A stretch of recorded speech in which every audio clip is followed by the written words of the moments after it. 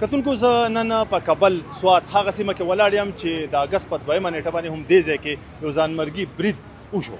په دغه برید کې تر اوسه پورې 19 کسان چې د په حق رسېدلي دي، پای کې 9 پولیسواله دي او 10 چې عام خلک دي. په 10 عامو خلکو کې یو ماشوم یو چې د راتلونکي ډاکټر یا زده کوونکی ډاکټر هم شامل و.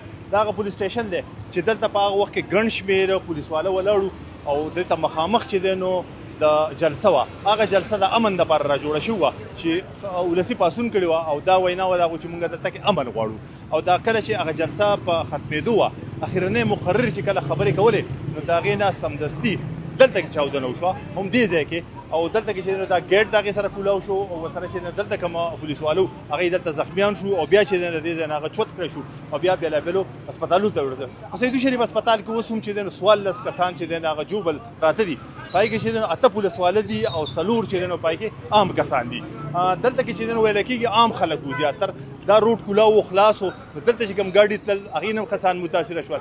دلته کې د کبابو کړهی دی، دلته کې هم خلک راغلي وو او ځان له سخت سودا کوله یا څه اخیستل، هغې چې دی نو پای کې متاثره شوي دي. جلسه زه به کیمرامین ته یم چې پورې غاړه چې کوم علاقه ده هلته کې جلسه وه، کوم چې هغه سیمه ده د هغې چوک کې دننه او دا روډ چې دی نو هغه وخت کې کولاو و. موږ سره یو مقامي کس دی، هغه نه پوښتنه کوو په دغه اړه باندې چې د هغه جلسې په وخت څه صورتحال و. د په خپله باندې لیدلي د دې ځای اوسېدونکی دی. تاسو راسره خپله پېژندګلو وکئ او د دې کومه چاودنه چې پرون شوې وه په هغې باندې خپلې خبرې راسره وکئ. اعوذ بالله من الشیطان الرجیم، بسم الله الرحمن الرحیم. زما نوم دی نور محمد شاه او د کراچۍ پښتون اډمې دغه مې اډه ده. پرون زموږ د سوات د امن پاڅون یو جلسه موږ ملاقات کړې وه او ډېره ښکلې جلسه شوې وه. د ډاکټر امجد سوري ډي اس پي امجد صاحب او د پوره پولیس زموږ سره ډېر مکمل تعاون کړی دی. مارکیټ زموږ یو په ګلو کې دننه دوکانونه هم بند دي.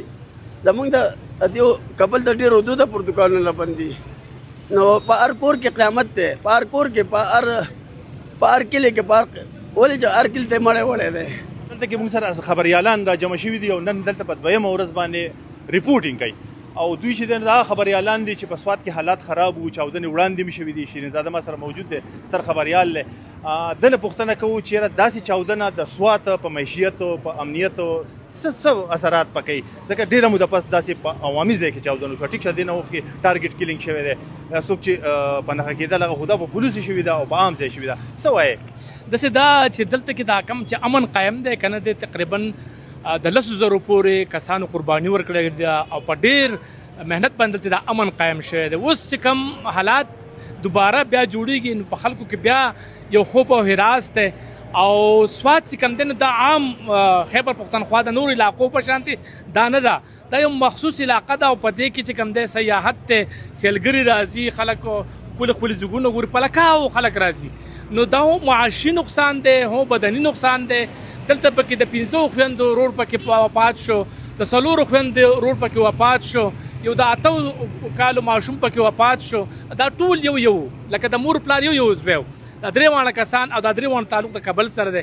خو د دې په اثراتو باندې زه تاسو ته وایم چې د سیاحت باندې ډېر غټ اثرات پرېوځي. کالام ته ملم جبې ته چې کوم سیلګري راځي هغه چې د دماکې واوري نو هغه وایي چې یاره دماکه وشوه نو دا په ټول سوات کې، حالانکه په ملک کې په هر ځای کې داسې حادثات راځي خو د دې اثرات په سوات باندې ډېر زیات پرېوځي. څه وایې د دې په لنډو ټکو حل څه دی چې د امن بیا بحال شي، د خلکو اعتماد بحال شي او داسې پیښې راتلونکي وخت کې ونه شي؟ ځکه چې بیا چې د جلسو اعلان شوی دی، بیا وایي چې د امن دپاره مو خلک راوځو. داسې کار دی نیاز صاحب، لکه تم په دې خبره پوهه او زم په دې خبره پوهم چې ستا سره عوام نه ولاړ که نه نو که تا ډېر اپریشن کې او ډېر زیات ځان زرې کې خو هېڅ فایده نشته. ټولو نه غټه خبره ته عوامو اعتماد حاصل کا، د عوامو چې کوم حقوق دي، د عوام چې کوم رایې ده، د عوامو د هغې احترام وکړه. د هغې نه پس به ستا سره عوام ودرېږي. دا 2008 اپریشن 9 اپریشن چې کامیاب شو دا د عوام په وجه کامیاب شو چې عوام د سره نه بیا نه کېږي. ډېره مننه. دا د شیرینزاده خپل چې دی نو د هغه پوینټ آف ویو دلته کې په سوات کې چې دی نو د چاودنې نه وروسته اوس هم چې دی نو حالات چې دی نو کړکېجن دي، خلک چې دی نو خفه دي. دغه سیمه کې چې دی دلته کې چې دی نو پرون په دې ځای کې څوکۍ کوله کومو کسانو، هغه چې دی نو نن په دې کې په مونږ کې نشته دی، موجود نه دي. هغې چې دی نو نن جنازې 19 جنازې د سوات نه چې دی نو پورته شوې او خلک اندېښمن دي د راتلونکي وخت کې د سوات لپاره چې د امن او امان په څه کېږي.